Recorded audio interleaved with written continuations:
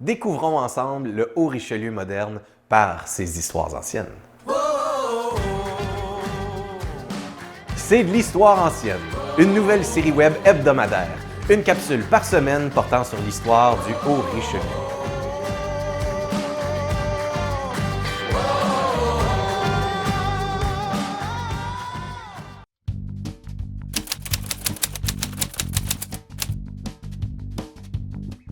Le marché public.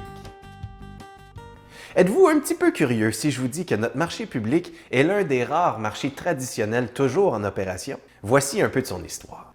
Anciennement, vers 1837, les cultivateurs des environs se retrouvent quotidiennement pour vendre leurs produits entre les rues Busby et McCumming, qu'on connaît aujourd'hui sous le nom de Jacques-Cartier-Nord et rue Champlain.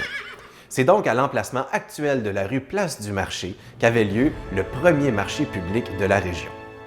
En 1841, on construit un édifice de bois qu'on appellera le Butcher's Hall. Celui-ci, comme vous pouvez le deviner, abritera les étals des bouchers jusqu'en 1858. Cette année-là, suite aux demandes des habitants et des marchands qui réclament un marché couvert et permanent, on termine la construction d'un bâtiment de briques qu'on connaît encore sous le nom de « édifice de la place du marché ». Les bouchers y sont installés au rez-de-chaussée jusqu'en 1904, quand une nouvelle réglementation municipale leur permet d'avoir des étals privés dans la ville. Évidemment, les espaces laissés vacants seront vite occupés par les maraîchers. Maintenant, en raison de son emplacement stratégique, l'édifice de la place du marché ne servira pas seulement aux marchands. On y organisera des bazars, des concerts, on y tiendra les séances du conseil municipal et on y présentera même du sport. Quiz! À quel sport pouvait-on assister dans la salle du marché? A. À de la boxe avec Jack Wallace, Kid Cadieux et Roger Raymond. B. À du hockey bottine avec Aurel Little Giant Joliat, Dickie Moore et Boom Boom Geoffrion. Ou C. À la pétanque avec Carl Cochonnet et Martha Provençal.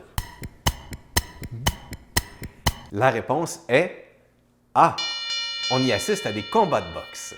Au marché de l'époque, outre la viande et les légumes, on peut se procurer du bétail et du foin. Et à l'ouest de la place du marché, un bâtiment abrite la pesée, la prison publique et le bureau du clerc du marché. Ça, c'est celui qui surveille les pesées, les mesures et le respect des règles d'hygiène.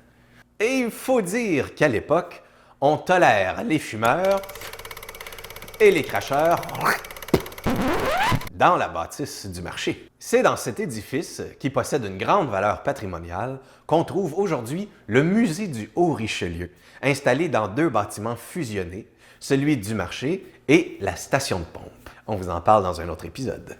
Au musée, vous pouvez visiter la nouvelle et excellente exposition permanente qui se nomme le Haut-Richelieu d'eau, de terre et de feu. Cette semaine, puisque le Haut-Richelieu est un paradis des petits fruits et que les fraises nous arrivent au début de la saison, voici les produits de les fraises Louis Hébert. Il y a les fruits frais, mais les fraises prennent toutes sortes de formes, notamment des confitures et des sirops. Regardez ce petit sirop de fraises, excellent sur les gaufres, les crêpes, même dans les cocktails et même dans les bières. Bonne découverte!